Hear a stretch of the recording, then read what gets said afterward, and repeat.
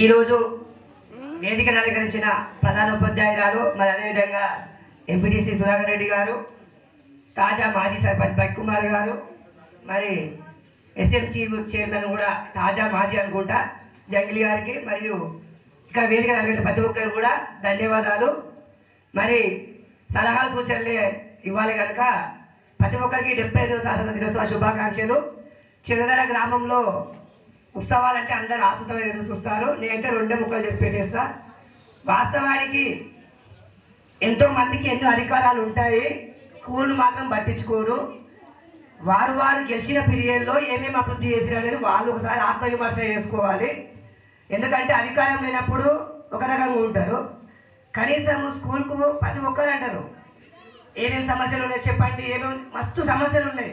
ఇప్పటికీ మనం అందరం కూడా సిగ్గుపడాలి. మూత్రశాలలు లేవు, ఉన్న వాటికి నిర్వహణ లేదు. ఏమనంటే గవర్నమెంట్ ఏదో తప్పేస్తారు. డబ్బులు ఉన్నారు, మస్తు మంది దాతలు ఉంటారు, కానీ మనం ఎందుకు ఇవ్వాలి అని ఎవరు ఇయ్యరు. ఇచ్చే వాళ్ళను ఎంకరేజ్మెంట్ చెయ్యము, చేసే వాళ్ళను కట్టలు పెడుతుంటాం మనం. వాస్తవానికి ఇంకా సిగ్గుతో సాధించుకోవాల్సింది ఏంటంటే ఇప్పటికి ఎక్కడ చూసినా మూత్రశాలలు అమ్మాయిలకు లేవు, అబ్బాయిలకు కూడా లేవు. అది మన అందరి లోపం, రాజకీయ నాయకుల లోపం కాదు, మన యువతరం లోపం, మన దేశంలో, మన రాష్ట్ర లోపం కూడా. ప్రతి సమస్య కూడా ఉపాధ్యాయులు నాకు చెప్పారు, వాళ్ళు ఇస్తారు, చదువు చెప్తారు, వెళ్ళిపోతారు. మరి నేను అలా చేయొద్దమ్మా. మనము మన రేపు గెలవబోయే సర్పంచులు, రేపు గెలవబోయే ఎంపీటీసీలకు ఒక విజ్ఞప్తి చేస్తున్నా. మీరు ఊరిని పట్టించుకోకుండా పర్లేదు, కానీ ఫస్ట్ స్కూల్ని పట్టించుకోండి. ఊరు ఎందుకంటే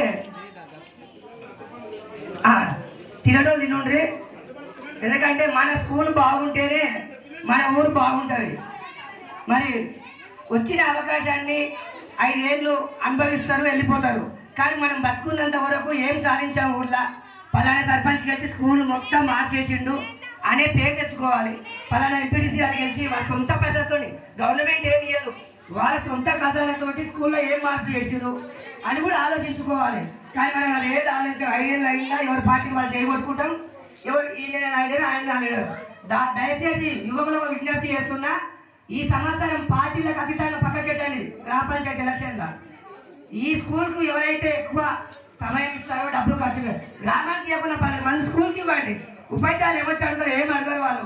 నేను నా విజ్ఞప్తి చేస్తున్నా, ఈ స్కూల్ కోసం 100% ఎవరైతే కష్టపడతారో రాజకీయ నాయకులు, రేపు వచ్చేవాళ్ళు ఈ స్కూల్కి ఏం చేస్తారో ఫస్ట్ మెనూ పెడితే వారికి నేను కాలు కట్టి కట్టుకొని తిరిగి ప్రయత్నం చేస్తా.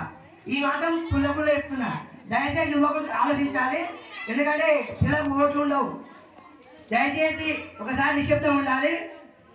ఈ స్కూల్కు నేను ఒక అభినందించడానికి 2 పేర్లు ప్రకటిస్తున్నా. ఒకటి మన యాదగిరి గారు, వాళ్ళ పొగలకు నచ్చకపోవచ్చు, ఎందుకంటే మంచి చేసిన అభినందించకపోతే మంచి చేసే వాళ్ళు ముందుకు రారు.